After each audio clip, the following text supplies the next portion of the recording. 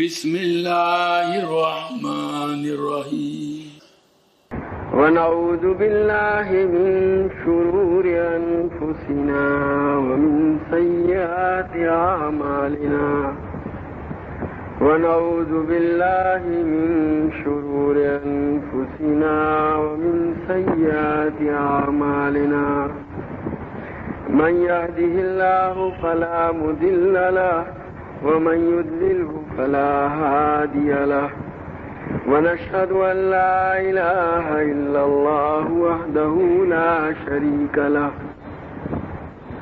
ونشهد أن سيدنا ومولانا محمدا عبده ورسوله صلى الله تعالى عليه وعلى آله وأصحابه وبارك وسلم تسليما كثيرا كثيرا.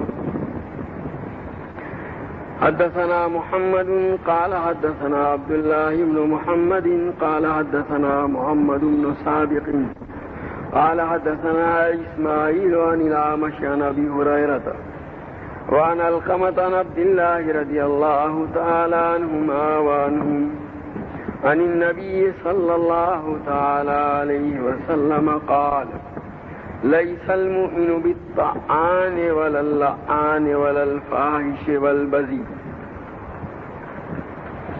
یہ حضرت عبداللہ ابن مسعود رضی اللہ تعالی عنہ کی روایت ہے. فرماتے ہیں کہ نبی کریم صلی اللہ تعالی علیہ وسلم نے ارشاد فرمایا کہ مومن تان و تشنیع کرنے والا نہیں ہوتا، یعنی کسی کے اوپر تان کرے، ٹونٹنگ کرنا جس کو کہتے ہیں، مومن کی یہ شان نہیں. یہ چیزیں سامنے والے کو تکلیف پہنچانے والی ہیں اور کسی کو بھی ایذا پہنچانا یہ حرام ہے. وللعان، اور نہ مومن کسی پر لعنت بھیجنے والا ہوتا ہے، یعنی کسی کے لیے اللہ کی رحمت سے دوری کی بد دعا کرنا، لعنت ہو یعنی اللہ کی رحمت سے دور ہو، یہ بھی مومن کی شان ہے. وللفاحش، اور مومن جو ہے وہ بے حیائی کی بات کرنے والا، وللبذی، اور نہ منہ پھٹ ہوا کرتا ہے، یعنی یہ مومن کی شان نہیں ہے کہ ایسی بے شرمی اور بے حیائی کی باتیں لوگوں کے سامنے کرے. بہرحال ایک صاحب ایمان کے ایمان کا تقاضا یہ ہے کہ وہ اس طرح کی باتوں سے اپنے آپ کو بچانے اور دور رکھنے کا اہتمام کرے. گویا ایمان کا یہی تقاضا ہے. باب ما جاء فی التمادح، کسی کی تعریف کرنے کے سلسلے میں. تمادح عام طور پر کسی کی حد سے زیادہ تعریف کرنا یا اپنی کسی غرض کو حاصل کرنے کے لیے کسی کی تعریف کرنا. حدثنا محمد قال حدثنا آدم قال حدثنا شعبة عن خالد عن عبد الرحمن بن ابی بکرۃ عن ابیہ رضی اللہ تعالی عنہ ان رجلا ذکر عند النبی صلی اللہ علیہ وسلم فاثنى علیہ رجل خیرا فقال النبي صلى الله تعالى عليه وسلم ويحك قطعت عنق صاحبك يقوله مرارا إن كان أحدكم مادحا لا محالة فليقل أحسب كذا وكذا إن كان يرى أنه كذلك وحسيبه الله ولا يزكي على الله أحدا. یہ حضرت ابو بکرہ رضی اللہ تعالیٰ عنہ کی روایت ہے کہ نبی کریم صلی اللہ تعالی علیہ وسلم کی موجودگی میں آپ کے سامنے ایک آدمی کا تذکرہ ہوا، یعنی کسی کا ذکر چھڑا، کسی کی بات چھڑی، فلانا آدمی. تو ایک دوسرے آدمی نے اس کی بہت زیادہ تعریف کی. تو اس پر نبی کریم صلی اللہ تعالی علیہ وسلم نے فرمایا وَيْحَكَ قَطَعْتَ عُنُقَ صَاحِبَكَ، افسوس ہے تم پر کہ تم نے اپنے ساتھی کی گردن کاٹ دی. کیونکہ عام طور پر تعریف سننے کے بعد اس سننے والے جس کی تعریف کی جا رہی ہے اس کے دل میں غرور یا عجب اور خود پسندی پیدا ہوتی ہے اور یہ چیز آدمی کی ہلاکت کا ذریعہ ہے.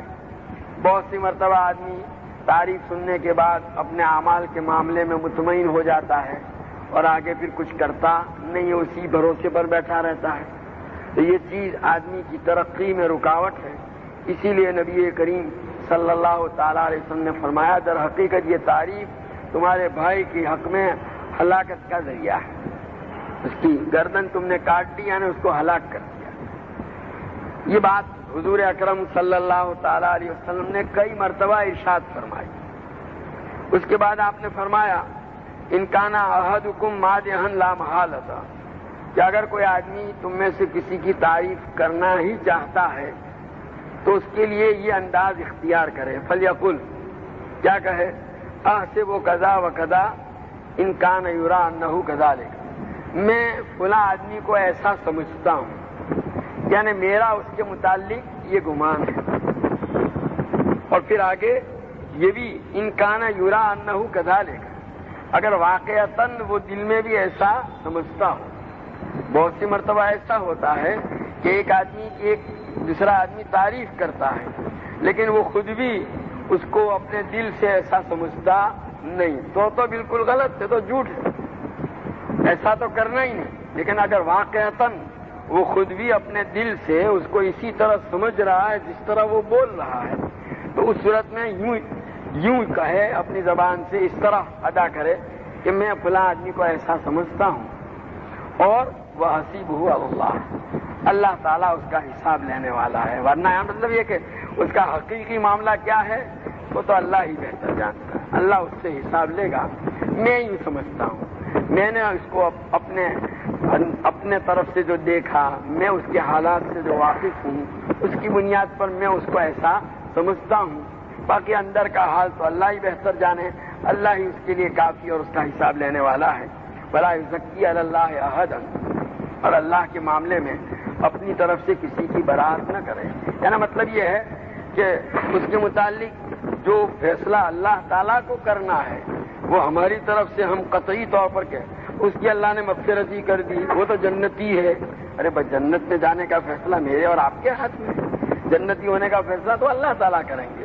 تو اب ہم یوں کہتے ہیں وہ جنتی ہے، تو اس کا مطلب یہ ہوا کہ اللہ کے معاملے میں، اللہ کے فیصلے میں ہم نے دخل اندازی کی۔ اسی لیے کہا ولا یزکی علی اللہ احدا، اللہ تعالیٰ کے معاملے میں یعنی اس کی جن چیزوں کا فیصلہ اللہ کرنے والا ہے اس کے متعلق اپنی طرف سے ایک لفظ نہ کہے، بس کہ بھائی وہ ایسا ہے، وہ اس کے متعلق اس کی تو مغفرت ہو ہی گئی، اس کے تو درجے بن جائیں گے۔ یہ کیا بات ہے؟ آپ کیا آپ دے رہے ہیں درجے دینا تو اللہ تعالیٰ کے ہاتھ میں ہے۔ دعا تو کر سکتے ہیں، لیکن اپنی طرف سے کوئی قطعی فیصلہ کرنا، یہ گویا اللہ کے مقابلے میں ایک فیصلہ اپنی طرف سے کرنے کی جرأت ہے، اس کی شریعت اجازت نہیں دیتی۔ حدثنا محمد قال حدثنا محمد بن الصباح قال حدثنا اسماعیل بن زکریا قال حدثني برید بن عبد الله عن ابي بردة عن ابي موسى رضي الله تعالى عنه قال سمع النبي صلى الله عليه وسلم رجلا يثني على رجل ويثريه فقال النبي صلى الله عليه وسلم اهلكتم او قال قطعتم ظهر الرجل۔ حضرت ابو موسیٰ اشعری رضی اللہ تعالیٰ عنہ فرماتے ہیں کہ نبی کریم صلی اللہ تعالیٰ علیہ وسلم نے ایک آدمی کو سنا کہ وہ دوسرے کی تعریف کر رہا ہے۔ یثنی علی رجل ویثری، اطراء کا مطلب ہے کسی کی تعریف میں مبالغے سے کام لینا، یعنی کسی کو بہت بڑھا دینا تعریف کے اندر، زمین آسمان کے خلا میں ملا دیا اس کی تعریف کے اندر۔ تو اس پر نبی کریم صلی اللہ علیہ وسلم فرمایا اہلکتم یا قطعتم، کیا تم نے اس کو ہلاک کر دیا یا اس کی پیٹھ تم نے مار دی۔ مطلب یہ ہے کہ تمہاری اس تعریف کے نتیجے میں اگر وہ غرور میں، خود پسندی میں مبتلا ہو گیا، اپنے ہی اعمال پر مطمئن ہو کر کے بیٹھ گیا، تو یہ چیز اس کے لیے آگے ہلاکت کا ذریعہ ہے، اور تم اس کا ذریعہ بنے اس طرح بول کر کے۔ حدثنا محمد قال حدثنا قبیصۃ قال حدثنا سفیان عن عمران بن مسلم عن ابراہیم التیمی عن ابیہ قال كنا جلوسا عند عمر فاثنى رجل على رجل في وجهه فقال اقرت الرجل اقرك اللہ۔ حضرت ابراہیم تیمی اپنے والد سے نقل کرتے ہیں کہ ہم لوگ حضرت عمر رضی اللہ تعالیٰ عنہ کی خدمت میں بیٹھے ہوئے تھے، فاثنى رجل على رجل في وجهه، تو اس مجلس میں ایک آدمی نے دوسرے کی اس کے سامنے، جس کی تعریف کی جا رہی ہے اس کے سامنے اس کی تعریف کی، کہ آپ یہ ایسا ہے وہ موجود ہے وہاں جس کی تعریف کی جا رہی ہے. اس پر نبی حضرت عمر رضی اللہ تعالیٰ عنہ نے فرمایا کرتا رجل کہ اللہ تمہیں ہلاک کرے، تم نے تو اپنے بھائی کو ہلاک کر دیا. یعنی تمہاری تعریف نے گویا اس کا بیڑا غرق کر دیا. تمہاری اس تعریف کے نتیجے میں وہ عجب میں، خود پسندی میں، غرور میں مبتلا ہو جائے گا، اپنے اعمال پر مطمئن ہو کر بیٹھ جائے گا، تو گویا تمہاری یہی تعریف اس کے لیے ہلاکت کا ذریعہ بن گئی. حدثنا محمد قال حدثنا عبد السلام قال حدثنا حفص عن عبید اللہ عن زید بن اسلم عن ابیہ قال سمعت عمر رضی اللہ تعالی عنہ یقول المدح ذبح قال محمد یعنی اذا قبلها. یہ اسلم زید بن اسلم اپنے والد اسلم سے، یہ اسلم جو ہیں حضرت عمر رضی اللہ تعالیٰ عنہ کے آزاد کردہ غلام تھے اور ہمیشہ حضرت عمر رضی اللہ تعالیٰ عنہ کے ساتھ رہتے تھے. تو کہ میں نے حضرت عمر رضی اللہ تعالیٰ عنہ کو یہ فرماتے ہوئے سنا کہ کسی کی تعریف کرنا گویا اس کو ذبح کرنا ہے، یعنی اس کو ہلاک کرنا ہے. کیونکہ عام طور پر تعریف کے نتیجے میں جس کی تعریف کی جا رہی ہے وہ عجب و کبر میں مبتلا ہوتا ہے، غرور میں مبتلا ہوتا ہے، دھوکے میں آ جاتا ہے. اس لیے اس کو حضرت عمر رضی اللہ تعالیٰ عنہ نے ہلاکت سے تعبیر کیا. قال محمد، امام بخاری اپنے استاد جن سے یہ روایت نقل کرتے ہیں محمد، انہوں نے کہا یعنی اذا قبلها، یعنی جس کی تعریف کی جا رہی ہے اس کے حق میں یہ موت کب ہے جبکہ وہ سننے والا اپنے حق میں اس کو قبول کر لے، یعنی وہ خود بھی اپنے آپ کو ایسا سمجھنے لگے. اگر وہ اپنے آپ کو ایسا نہیں سمجھتا تو انشاءاللہ اس کو کوئی نقصان نہیں ہوگا. باب من اثنى علی صاحبہ ان کان آمنا بھی. اب یہ تعریف کرنے سے تو منع کیا کسی کے سامنے. اب یہاں ایک باب قائم کر کے بتلانا چاہتے ہیں کہ جس کی تعریف کی جا رہی ہے وہ آدمی بہت سنجیدہ، صاحب بصیرت، اپنے حالات سے باخبر، بلا وجہ جو ہے کوئی غرور میں، کبر میں، خود پسندی میں مبتلا ہونے والا دنیا تعریف کرتی رہے، وہ اپنا محاسبہ اور جائزہ لیتا رہتا ہے کہ بھئی میں کہاں ہوں، کس پانی میں ہوں. حیات قدر خود پیشناز. دنیا چاہے کچھ بھی کہتی رہے، آدمی کو خود اپنا جائزہ لیتے رہنا چاہیے اور انسان جو ہے اپنے حالات سے دوسروں کے مقابلے میں زیادہ باخبر ہوا کرتا ہے. وہ چیزیں جو کوئی دوسرا نہیں جانتا وہ اپنے متعلق جانتا ہے. تو بہرحال وہ شخص جس کی تعریف کی جا رہی ہے اگر اس کے حالات کے پیش نظر وہ صاحب بصیرت ہے، صاحب علم ہے اور ساتھ ہی ساتھ اس کی جو حالات ہیں اس کے پیش نظر اس کے متعلق اطمینان ہے کہ اگر اس کی تعریف کی بھی گئی اس کے سامنے تو اس سے کوئی وہ اپنے متعلق خوش فہمی میں مبتلا نہیں ہوگا، خود پسندی میں مبتلا نہیں ہوگا تو کر سکتے ہیں تعریف، بشرطے کہ واقعتاً اس میں یہ خوبی ہو. یہ نہیں کہ اس میں بھی بناوٹ کی اجازت دی جا رہی ہے. حدثنا محمد قال حدثنا عبد العزيز بن عبد الله قال حدثني عبد العزيز بن ابي حازم عن سهيل عن ابي هريره رضي الله تعالى عنه ان النبي صلى الله عليه وسلم قال نعم الرجل ابو بکر. کہ حضور اکرم صلی اللہ تعالی علیہ وسلم نے ارشاد فرمایا ابو بکر بڑے اچھے آدمی. دیکھیے حضور صلی اللہ علیہ وسلم نے حضرت ابو بکر کی تعریف کی کیونکہ آپ جانتے تھے کہ ان کی اس تعریف کی وجہ سے وہ خود پسندی میں مبتلا ہونے والے نہیں. ان تعریفوں کے سننے کے بعد بھی یہ وہ حضرات ہیں جو اپنے متعلق ہمیشہ ڈرتے رہتے تھے. حضرت ابو بکر رضی اللہ تعالیٰ عنہ اپنی زبان کو مروڑ رہے ہیں اور فرما رہے ہیں اسی نے مجھ کو ہلاکتوں کے اندر ڈالا.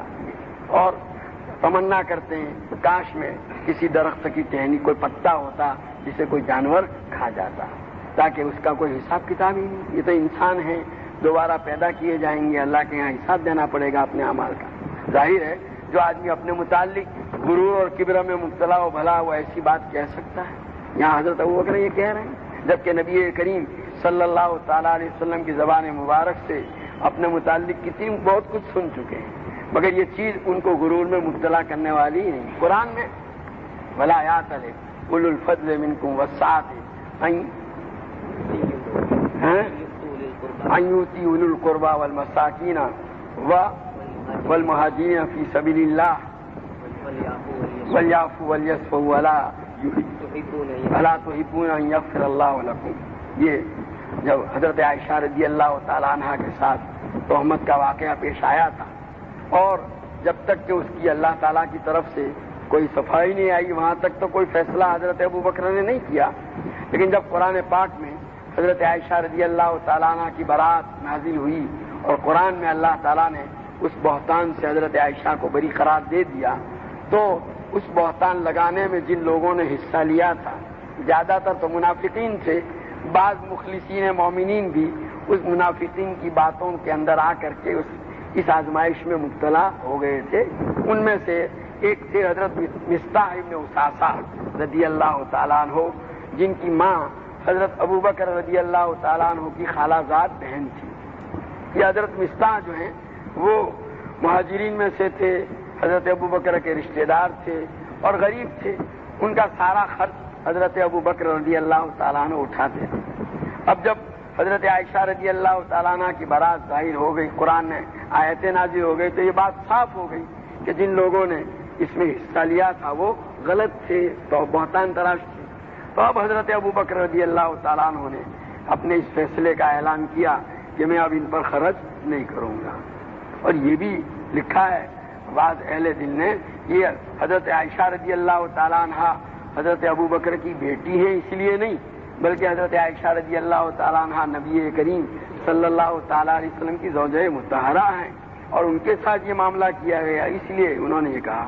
بہرحال جب انہوں نے یہ اعلان کیا تو قرآن میں آیت نازل ہوئی ہے، وَلَا يَأْتَلِ أُولُو الْفَضْلِ مِنْكُمْ وَالسَّعَةِ، تم میں جو لوگ فضیلت والے اور مالی گنجائش والے ہیں وہ اس بات کی قسم نہ کھائیں کہ وہ خرچ نہیں کریں گے اپنے رشتہ داروں اور مہاجرین، اللہ کے راستے میں ہجرت کرنے والوں اور مساکین غریبوں کی تینوں صفتیں تھیں حضرت مصطح میں، رشتہ دار بھی تھے، مہاجر بھی تھے اور جو تھے مسکین بھی تھے، تو ان پر خرچ نہ کرنے کی۔ تو دیکھو قرآن میں باری تعالیٰ وَلَا يَأْتَلِ أُولُو الْفَضْلِ مِنْكُمْ وَالسَّعَةِ، حضرت ابو بکر کو فرما رہے ہیں جو تم میں فضیلت والے اور مالی گنجائش، اللہ تعالیٰ جن کو اولو الفضل کہے ان کا کتنا مقام بلند ہو سکتا ہے، لیکن آگے یہ کہا گیا کہ ان پر خرچ کرنے کی قسم نہ کھائیں، بلکہ وَلْيَعْفُوا وَلْيَصْفَحُوا، ان سے درگزر کریں، معاف کریں، خدا غلطی ہو جاتی ہے۔ الا تحبون ان یغفر اللہ لکم، تم سے کیا غلطی نہیں ہو سکتی؟ کیا تم اس بات کو پسند نہیں کرتے کہ اللہ تعالیٰ تمہیں اور تمہارے گناہوں کو معاف کریں؟ جب یہ آیت نازل ہوئی اور نبی کریم صلی اللہ تعالیٰ علیہ وسلم نے حضرت ابو بکر رضی اللہ تعالیٰ عنہ کو بلا کر ان کے سامنے آیت تلاوت کی تو اسی وقت فرمانے لگے بلا واللہ انی لاحب ان یغفر اللہ لی، کیوں نہیں، میں تو یہ پسند کرتا ہوں کہ اللہ میرے گناہوں کو معاف کرے۔ وہیں اعلان کیا کہ نہیں اب میں ان کا خرچہ دوں گا بلکہ ڈبل دوں گا اور آئندہ کبھی بند نہیں کروں گا۔ تو بہرحال یہ حضرات تھے، لیکن اس کے باوجود ان چیزوں کو سننے کے باوجود ان کے اندر کوئی غرور پیدا نہیں ہوا، کبھی نہیں۔ آگے حضرت عمر کا فرماتے ہیں نعم الرجل عمر بڑے بہترین آدمی، دیکھیے حضور صلی اللہ علیہ وسلم حضرت عمر کی تعریف فرما رہے ہیں، نعم الرجل عمر، اور ایک اس سے زیادہ حضور نے فرمایا ان کے متعلق، جنت کی بشارت سنائی، یہاں تک فرمایا لو کان بعدی نبیا لکان عمر، اگر میرے بعد کوئی نبی ہوتے تو وہ عمر ہوتے، یہاں تک فرمایا کہ بھائی جس گلی میں عمر جاتے ہیں شیطان اگر آتا ہے تو وہ بھی اپنا راستہ بدل دیتا ہے، لیکن یہی عمر ان ساری باتوں کو سننے کے باوجود کبھی ان میں غرور پیدا نہیں ہوا، خود پسندی نہیں آئی، بلکہ وہ تو اتنے ڈرتے رہتے تھے کہ حضرت حذیفہ رضی اللہ تعالیٰ عنہ جن کو نبی کریم صلی اللہ تعالیٰ علیہ وسلم نے منافقین کے نام بتلائے تھے، اللہ تبارک و تعالیٰ نے منافقین کے ناموں سے جن کا انتقال اور جن کی موت نفاق پر ہونے والی تھی، بہت سے منافقین تو وہ تھے کہ جن کو اللہ تعالیٰ نے توبہ کی توفیق عطا فرمائی اور ان کی موت ایمان پر آئی، زیادہ مقدار تو وہ رہی، کچھ ایسے بھی تھے جن کے لیے یہی تھا کہ وہ موت نفاق پر مریں گے، ان کے ناموں سے اللہ تعالیٰ نے حضور اکرم صلی اللہ تعالیٰ علیہ وسلم کو آگاہ کر دیا تھا۔ تو حضور صلی اللہ علیہ وسلم نے وہ سب تفصیل حضرت حذیفہ رضی اللہ تعالیٰ عنہ کو بتلائی تھی، اس لیے ان کا لقب تھا صاحب و سر رسول اللہ صلی اللہ علیہ وسلم، حضور صلی اللہ علیہ وسلم کے رازدار۔ ایک بیت کی بات حضور نے ان کو بتلائی، اسی لیے حضور صلی اللہ علیہ وسلم جب تک تھے، کیونکہ آپ کو اللہ تبارک و تعالیٰ نے روک دیا تھا کہ کسی منافق کی جنازے کی نماز نہ پڑھیں، یہ رئیس المنافقین عبداللہ ابن ابی کا جب انتقال ہوا وہاں تک یہ ممانعت آئی نہیں تھی. ویسے قرآن میں ان کے متعلق تھا کہ استغفر لهم او لا تستغفر لهم ان تستغفر لهم 70 مرة فلن يغفر الله لهم، کہ آپ ان کے لیے دعائے مغفرت کریں یا نہ کریں، اگر 70 مرتبہ بھی کریں گے تو بھی اللہ ان کو معاف کرنے والے نہیں ہیں. تو اس کے باوجود منع نہیں کیا گیا تھا حضور کو براہ راست صاف طور پر. تو جب عبداللہ بن ابی کا انتقال ہوا تو اس کے بیٹے حضرت عبداللہ رضی اللہ تعالیٰ عنہ جو مخلص مومن تھے وہ حضور صلی اللہ علیہ وسلم کی خدمت میں حاضر ہوئے، درخواست کی کہ اللہ کے رسول میرے باپ کا انتقال ہو گیا، آپ جنازے کی نماز پڑھائیے اور اپنا کرتا عنایت فرمائیے تاکہ میں اس کو کفن میں دوں. آپ نے دونوں باتیں. تو حضرت نماز پڑھانے کے لیے جب حضور صلی اللہ علیہ وسلم آگے بڑھے، حضرت عمر رضی اللہ تعالیٰ عنہ نے حضور صلی اللہ علیہ وسلم کا دامن پکڑ لیا کہ اللہ کے رسول آپ اس کی نماز پڑھا، اس نے فلاں موقع پر یوں کیا، فلاں موقع پر یوں کیا. سارے اس کی جتنی بھی کارنامے تھے، حضور کے خلاف جو حرکتیں تھیں وہ گنائی. سب حضور صلی اللہ علیہ وسلم سنتے رہے، مسکراتے رہے. فرمایا عمر چھوڑو بھی.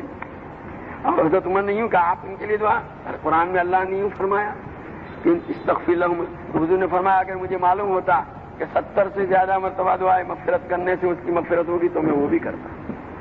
بہرحال آپ نے پڑھا لی نماز، لیکن روایتوں میں ہے کہ ابھی وہیں سے ہٹے نہیں تھے اور قرآن کی آیت نازل ہوئی لا تصلی علی احد منهم مات ابدا فلا تقم عندہ. ان میں سے کوئی منافقین میں سے کسی کا انتقال ہو جائے تو اس کی نماز جنازہ بھی نہ پڑھیے، اس کی خبر پر بھی نہ جائیے. اس موقع پر اللہ تعالیٰ نے حضور صلی اللہ علیہ وسلم کو منافقین کے ناموں سے آگاہ کیا تھا اور وہ تفصیل حضور نے بتلائی تھی. حضرت حذیفہ رضی اللہ تعالیٰ عنہ. اب حضور صلی اللہ علیہ وسلم جب تک تھے کسی منافق کا انتقال ہو جاتا تو حضور جنازے کی نماز کے لیے نہ جاتے، آپ کو تو معلوم نہیں تھا. لیکن آپ کی وفات کے بعد کس کو پتا؟ حضرت عمر رضی اللہ تعالیٰ عنہ معلوم کراتے تھے کہ اس کے کسی کا انتقال ہوتا تو دیکھو حذیفہ ہیں کہ نہیں اس کے جنازے میں، اگر ہے تو گویا یہ اس بات کی علامت ہوتی تھی کہ وہ مومن ہے، منافق نہیں. بہرحال انہی حضرت حذیفہ رضی اللہ تعالیٰ عنہ سے حضرت عمر رضی اللہ تعالیٰ عنہ پوچھتے ہیں کبھی حذیفہ بتاؤ تو صحیح، حضور صلی اللہ علیہ وسلم نے منافقین کے جو نام تم کو دیے اس میں عمر تو نہیں؟ یعنی یہ وہ حضرات اتنی ساری بشارتیں، یہ سب سننے کے باوجود کوئی غرور، اپنے متعلق کوئی جو ہے خود پسندی، خوش فہمی کچھ نہیں، بس ہر وقت ڈرتے رہتے ہیں. اور ہمارا حال یہ ہے کہ کوئی بھولا جھوٹ موٹ بھی آ کے یوں کہہ دے کہ بھائی میں نے رات کو خواب میں دیکھا آپ کو جنت میں تخت پر بیٹھے ہوئے دیکھا، تو کہنا تو کیا کہنے، ساری دنیا میں اس کا جو ہے پروپیگنڈا کریں گے اور وہ دوسروں کو سناؤ گے ہاں بھائی تم نے دیکھا ہے، اور اپنے متعلق بہت اطمینان کا اظہار. وہ بقول حضرت شاہ محمد معصوم صاحب مجددی رحمۃ اللہ، حضرت مجدد رحمۃ اللہ علیہ کے صاحبزادے دوسرے نمبر کے جو حضرت کے جانشین بنائے گئے تھے، ان کے مکتوبات میں ہے کہ مکرمہ اگر خواب میں کسی کے سر پر تاج شاہی رکھ دیا گیا تو اس سے کیا بادشاہ بن گیا. لوگ خواب بیان کرتے ہیں، بھائی خواب بیداری کی بات کرو، بیداری میں ہمارا حال کیا ہے؟ خواب اچھے سے اچھا دیکھ لیا ٹھیک ہے، بشارت کہا گیا اس کو، لیکن اگر ہمارا بیداری کا حال اس کے موافق نہیں ہے تو اس خواب سے خوش ہونے سے کیا حاصل؟ ضرورت اس کی ہے اس کا جائزہ لیا جائے. خیر بہرحال یہاں تو یہ بتلانا ہے کہ جن حضرات کی تعریف کی جا رہی ہے ان کے متعلق اطمینان تھا حضور صلی اللہ علیہ وسلم کو کہ یہ بہکنے والے نہیں ہیں. نعم الرجل ابو عبیدہ ابن جراح رضی اللہ تعالیٰ عنہ، بہترین آدمی، یہ بھی عشرہ مبشرہ میں سے ہیں. اور یہ حضرت عمر رضی اللہ تعالیٰ عنہ کا جب انتقال ہوا لوگوں نے کہا تھا کہ آپ اپنے بعد کسی کو نائب مقرر کر دیجئے، تو اس وقت انہوں نے یہ جملہ کہا ابو عبیدہ ہوتے تو آج میں ان کو اپنی جگہ پر مقرر کرتا، لیکن وہ تو ان کا انتقال ہو چکا. حضرت ابو بکر صدیق رضی اللہ تعالیٰ عنہ نے ثقیفہ بنو ساعدہ میں جن دو آدمیوں کا ہاتھ پکڑا، ایک حضرت عمر کا ایک ان کا، کہ ان میں سے کسی ایک کے ہاتھ پر بیعت ہو جاؤ گے. نعم الرجل اسید بن حضیر، بہترین آدمی ہے اسید بن حضیر رضی اللہ تعالیٰ، انصاری ہیں جی. نعم الرجل ثابت بن قیس بن شماس، بڑے اچھے آدمی ہیں ثابت بن قیس بن شماس. دیکھو یہ حضور صلی اللہ علیہ وسلم کے خطیب ہیں، چہرہ مہرہ جو تھا زیادہ حسین نہیں تھا، بڑے بدصورت تھے، لیکن ویسے بڑے فصیح و بلیغ تھے، انصار میں سے ہیں. جس وقت نبی کریم صلی اللہ علیہ وسلم پر یہ آیت نازل ہوئی کہ وہ جو لا ترفعوا اصواتکم فوق صوت النبی ولا تجهروا له بالقول كجهر بعضکم لبعض ان تحبط اعمالکم، کیا حضور کے سامنے اپنی آوازیں بلند نہ کرو، کہیں ایسا نہ ہو کہ تمہارے اعمال ہفتہ ہو جائیں۔ ان کی آواز ذرا بلند تھی، اس آیت کے نازل ہونے کے بعد گھر میں بیٹھ گئے، روتے ہی رہے کہ میرے تو اعمال ہفتہ ہو گئے۔ حضور صلی اللہ علیہ وسلم نے پوچھا 2-3 دن نظر نہیں آئے؟ کہا ثابت نظر نہیں آتے، کہاں ہیں؟ خبر نکالو۔ ایک آدمی گیا، جا کے معلوم کیا تو وہ تو کہنے لگے میرے تو اعمال ہفتہ ہو گئے، قرآن میں یہ آیت نازل ہوئی۔ اس نے آ کر حضور صلی اللہ علیہ وسلم کو بتلایا۔ حضور صلی اللہ علیہ وسلم جاؤ ان کو جنت کی بشارت سنا دو کہ تم تو جنتی ہو، کائی کو گھبراتے ہو۔ یہ نعم الرجل معاذ بن عمرو بن الجموح، بہت بڑھیا آدمی ہے، بہترین آدمی ہے معاذ بن عمرو بن الجموح۔ نعم الرجل معاذ بن جبل، بہترین آدمی حضرت معاذ بن جبل۔ بہرحال یہ وہ حضرات تھے کہ جن کی نبی بتانا یہ چاہتے ہیں کہ دیکھیں حضور تعریف فرما رہے ہیں، کیونکہ آپ کو اطمینان تھا ان کے متعلق کہ ان کے متعلق اس طرح کے کلمات کہنے سے وہ کسی خود پسندی میں مبتلا ہونے والے نہیں، اطمینان تھا۔ قال وبئس الرجل فلان وبئس الرجل فلان حتى حدث وطن۔ راوی کہتے ہیں حضرت ابو ہریرہ اسی موقع پر اور کچھ حضرات کے نام لیے، فلانا بڑا برا آدمی ہے، فلانا 7 آدمیوں کے نام گنوائے تھے بڑا برا۔ صحابہ کی عادت تھی کہ اس طرح کی کوئی بات نبی کریم صلی اللہ تعالیٰ علیہ وسلم کی زبان مبارک سے تو نام کی تعین نہیں کرتے تھے، نقل نہیں کرتے تھے۔ حدثنا محمد قال حدثنا ابراہیم قال حدثنا محمد بن فلیح قال حدثنا ابی عن عبد اللہ بن عبد الرحمن عن ابی یونس مولا عائشہ ان عائشہ رضی اللہ تعالی عنہ قالت استاذن رجل علی رسول اللہ صلی اللہ علیہ وسلم۔ حضرت عائشہ رضی اللہ تعالی عنہ فرماتی ہیں کہ ایک آدمی نے نبی کریم صلی اللہ تعالی علیہ وسلم سے آپ کے پاس حاضری کی اجازت چاہیے۔ فقال رسول اللہ صلی اللہ علیہ وسلم بیس ابن العشیرہ، اس کی آواز سن کر آپ پہچان گئے۔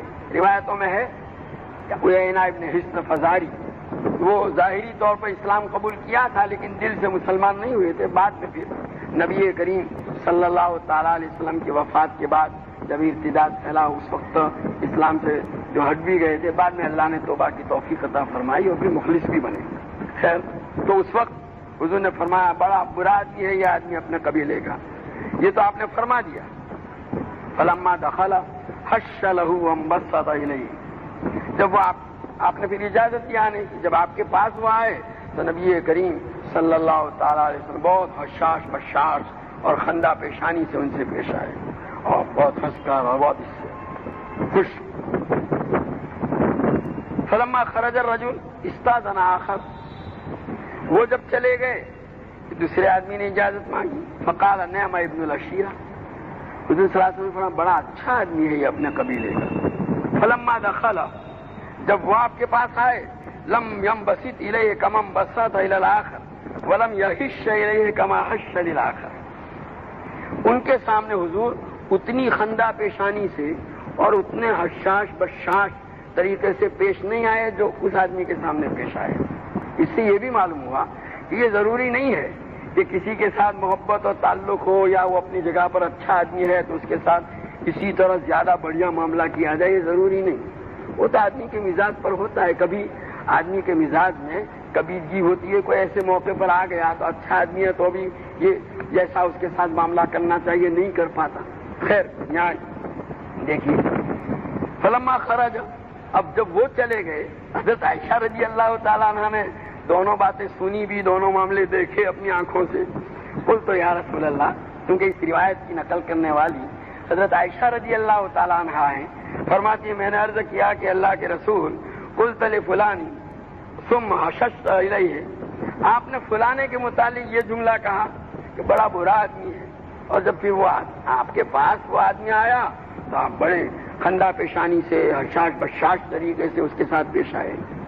وقلت لفلانی ولم ارک صنعت مثلہ، اور دوسرے آدمی کے متعلق آپ نے یوں فرمایا تھا کہ بڑا اچھا آدمی ہے، بس یہاں تو بڑا اچھا آدمی آپ نے جو فرمایا نہیں اس لیے لائے ہیں۔ بہرحال گویا آپ کو معلوم تھا کہ ان کے متعلق ایسا کہنے سے وہ کسی اس میں مبتلا نہیں ہوں گے غرور میں۔ خیر اس کے لیے یہ جملہ کہا ولم ارک صنعت، اس کے باوجود ان کے ساتھ آپ نے وہ سلوک نہیں کیا اس خندہ پیشانی سے اور اتنے بہترین انداز سے جو اس کے ساتھ پیش آئے تھے حشاش بشاش نہیں پیش آئے. قال یا عائشہ ان من شر الناس من اتقی لفحشہ. حضرت صلی اللہ علیہ وسلم فرمایا اے عائشہ آدمی سب سے برا آدمی وہ ہے جس کی برائی سے بچنے کے لیے آدمی کوئی تدبیر کرے. مطلب کہ پہلا آدمی جو تھا اس کی طرف سے جو ہے نقصان پہنچنے کا بھی اندیشہ تھا تو اس کی برائی سے بچنے کے لیے وہ معاملہ کیا. اس سے یہ بھی معلوم ہوا کہ اس طرح کا معاملہ کرنے سے یہ لازم نہیں آتا کہ وہ آدمی اپنی جگہ پر کیا ہے اچھا ہے. کبھی کسی کے شر سے کسی کی طرف سے پہنچنے والے نقصان سے بچنے کے لیے بھی سلام بھرا جاتا ہے. پہلے بھی آ چکا ہے کہ بھائی لوگ اس لیے سلام کرتے ہیں کہ جو وہ اگر نہیں کریں گے تو نقصان پہنچائے گا. اس سے کوئی اس کی خوبی نہیں ہے, اس کے حق میں بری چیز ہے. باب یوسا فی وجوہ المداحی, جو تعریف میں مبالغہ کرنے والے ہیں یا منہ در منہ سامنے تعریف کرنے والے ہیں ان کے منہ پر مٹی ڈالی جائے, مٹی چھڑکی جائے. حدثنا محمد قال حدثنا علی بن عبد الله قال حدثنا عبد الرحمن بن مهدي قال حدثنا سفيان بن سعيد عن حبيب بن ابي ثابت عن مجاهد عن ابي معمر قال قام رجل على امير من يثني على امير من الامراء. حضرت ابو معمر سے نقل کرتے ہیں حضرت مجاہد ایک آدمی حاکموں میں سے کسی حاکم کی تعریف کرنے لگا, کھڑا ہو گیا. فجعل المقداد یحسی فی وجہ التراب. تو حضرت مقداد ابن اسود رضی اللہ تعالیٰ عنہ جو صحابی ہیں وہ اس کے منہ پر مٹی چھڑکنے لگے, مٹی لے کے اس کے منہ پہ ڈالی. وقال, اور یہ منہ پر مٹی ڈال کے فرمایا امرنا رسول اللہ صلی اللہ علیہ وسلم ان نحسی فی وجوہ المداحین التراب, کہ ہم کو نبی کریم صلی اللہ تعالیٰ علیہ وسلم نے ہدایت کی ہے, حکم دیا ہے کہ جو تعریف کرنے والے ہیں منہ پر ان کے منہ پر مٹی ڈالی جائے. گویا انہوں نے اس حدیث کے ظاہری حکم پر عمل کیا. راوی نے اس کا یہی مطلب لیا کہ اس کے منہ پر مٹی ڈالو, اس طرح مٹی ڈالی. اس روایت کے اور مطلب بھی بیان کیے گئے. دوسرا یہ بھی کہ بھائی ان کے منہ پر مٹی ڈالو, یعنی گویا وہ تعریف اس لیے کر رہے ہیں کہ آپ اس کی غرض پوری کریں. وہ آپ کی تعریف کر کے کچھ اپنی جیب بھرنا چاہتا ہے, اپنا کام نکلنا چاہتا ہے, آپ اس کو ناکام کر دیجیے. وہ آپ نے اس کے منہ پہ مٹی ڈال دی. جس مقصد کے لیے اس نے یہ سارے پاپڑ بیلے تھے اس میں ناکام کر دیا. وہ اس کو بھی سبق مل جائے گا آئندہ کے واسطے. اچھا, اور بعضوں نے کہا کہ مٹی اس کے منہ پر مٹی ڈالو کا مطلب یہ ہے کہ گویا اس کے سامنے ناپسندیدگی کا اظہار کرو. وہ آپ کی تعریف کر رہا ہے تو آپ اپنی اس تعریف سے ایسا انداز اختیار کیجئے کہ آپ خوش نہیں ہیں, کراہیت کا اظہار کریں. بعضوں نے یہ بھی کہا کہ یہ جو ہے ان کے تعریف کرنے والوں کے سامنے مٹی رکھو. مطلب یہ ہے کہ جب کوئی آدمی تعریف کرے تو اپنے سامنے مٹی لے لو اور مٹی دیکھ کر یوں سوچو کہ بھائی یہ بھلے تعریف کر رہا ہے لیکن مجھے تو ایک مرتبہ جانا ہے, مٹی میں ملنا ہے, خاک ہونا ہے, اس کی تعریف سے کیا ہوگا. حدثنا محمد قال حدثنا موسى بن اسماعیل قال حدثنا حماد عن علي بن الحكم عن عطاء بن ابي رباح ان رجلا كان يمدح رجلا عند ابن عمر. حضرت عطاء بن ابی رباح رحمۃ اللہ علیہ جو اکابر تابعین میں سے ہیں وہ فرماتے ہیں کہ ایک آدمی حضرت عبداللہ ابن عمر رضی اللہ تعالیٰ عنہ کی موجودگی میں ایک دوسرے آدمی کی تعریف کر رہا تھا. فجعل ابن عمر يحث التراب نحو فيه. حضرت عبداللہ ابن عمر رضی اللہ تعالیٰ عنہ اس کے منہ کی طرف مٹی پھینکنے لگے. وقال, اور فرمایا قال رسول اللہ صلی اللہ علیہ وسلم کہ حضور اکرم صلی اللہ تعالیٰ علیہ وسلم نے ارشاد فرمایا اذا رأيتم المداحین. یہ لفظ مداح یہ مبالغے کا صیغہ ہے عربی زبان میں, یعنی جو زیادہ تعریف کرے. اس لیے کہ کبھی کسی کے احسان کی وجہ سے اس کے واقعی خوبی کسی نے ذرا بغیر مبالغے کے بیان کر دی تو وہ اس میں داخل نہیں ہے.